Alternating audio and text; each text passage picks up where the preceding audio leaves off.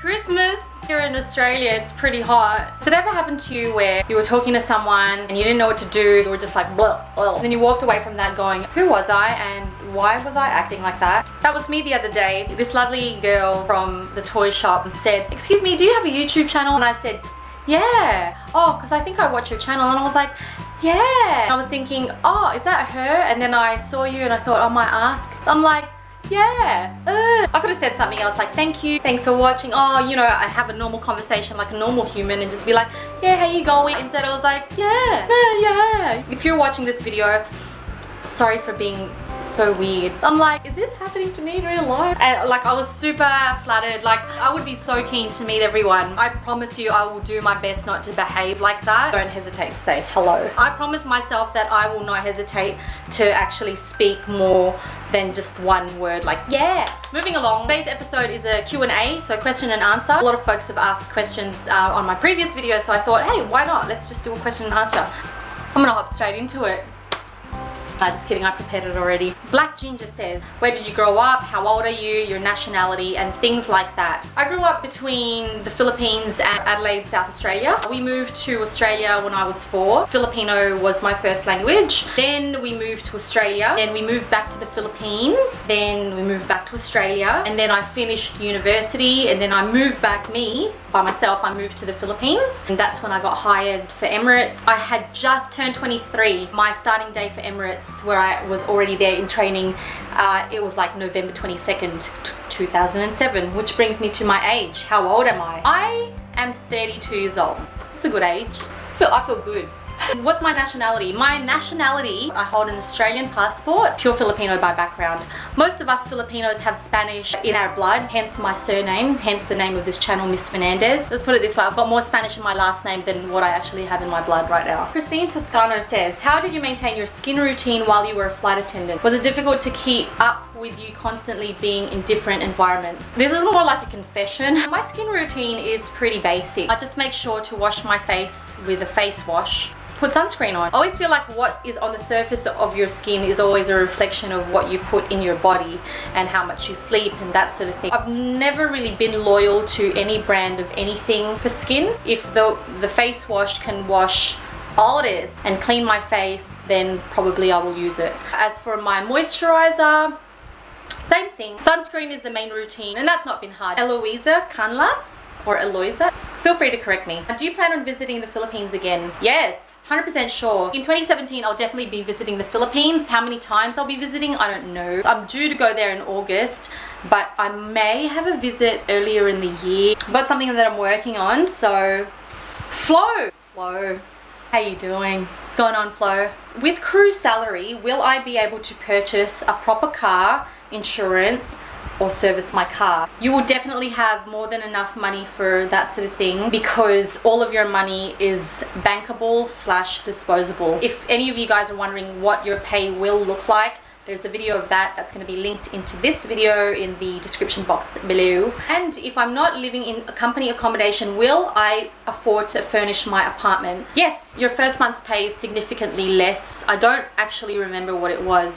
Something along the lines of 2,000 dirhams. That is first salary only. That's not what you receive on a month-to-month basis. Since I'll be hopping into every continent, will I get time to study? Yes, you will have time to study. With any job anyway, it's going to be all about your time management. So you're going to need to divide your rest time, which you will definitely need, and all your other extracurricular sort of things. But yes, you will have sufficient time to study. I know a lot of people who study while they're in this job. Ali Yusuf says, I know this is off topic, but how did you get your teeth so white? I don't know. Maybe it's just the lighting. I brush my teeth every day. Annie Sharalambus 1 says, what's the best things about being a flight attendant and what's the worst thing? The best thing for me is the travel. For me, the worst thing was the fatigue that is hard. Robin says, do you miss being cabin crew? Would you fly again as a flight attendant? I'll be honest, I don't miss being cabin crew. I miss the idea of it. When I see the crew, I just think that it's just, I think people are easily relatable. When I was crew and I was with crew, there's something about it that you just automatically feel comfortable with each other. You automatically feel that you're part of something, and that's really good. I think in the outside world, sometimes you really have to go out of your way to be part of something. You have to go out of your way to be part of something, especially if you're new to a city or whatever. But in Emirates, as soon as you put the uniform on, or when you're in your company accommodation, it's like you're automatically part of something. And I miss the community vibe that Emirates has. Would I be a flight attendant again? I actually did apply for a cabin crew role here. When I got through the first phase, I withdrew my application. It's not that I dislike it. I would do it again if I didn't have something else that I wanted to try. I'm super ready to use what I had learnt and transfer those skills to something which I've been wanting to explore for a long time. I'd say that you'd be seeing that unfold over the next few months in this channel.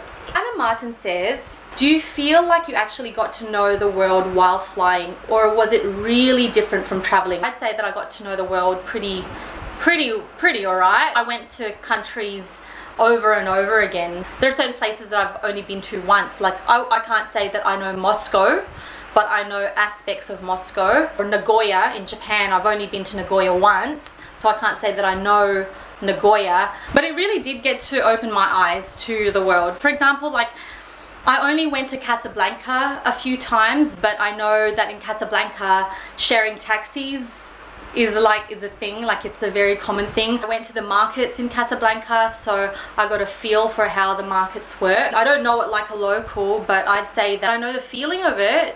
Is it different from traveling? Yes and no. Different in that you're always on a timeline. If you're at a layover 24 hours, take 8 hours of that for sleep or more. Take some time out to get to the aircraft and getting ready for work and things like that. You really have a small window of time to get around. Compared to traveling, you're always on a shorter deadline. I was always very driven to go out and see what was going on. So for me personally, because I made the effort to see what was going on and travel and meet people, I'd say that I got to know it pretty well. I'm totally into eating local cuisine, and one of my favorite things was meeting locals. And when you meet locals of a certain city, it gives you a different insight. Some ways, maybe I could even say that that helped me get to know the world a little bit more than if I were traveling with friends and it was just my friends and I and not meeting any locals and that sort of thing. I highly recommend it. Like, despite all the stories and things like that, I recommend a role. I recommend experiencing travel in life. Whether you spend, 10 hours in the city or, 10 years in a city, it will really open up your eyes to humanity and cultures, and you actually realize that despite countries, races, things like that, we are actually a lot more alike than we think.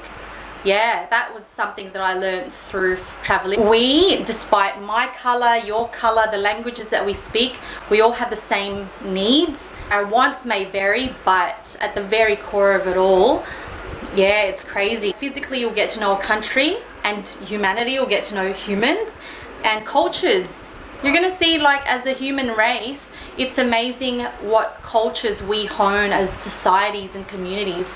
So yeah. Why so deep, Christine? I don't know. That's just how I am. That's it. So that's it for part 1. Santa's little helper has some things I must attend to. And those things are in a glass called a wine glass. I'll see you guys for part 2 very soon. Have a merry Christmas. Eat a lot, drink, be merry, have a great time, share a lot of love. Adios.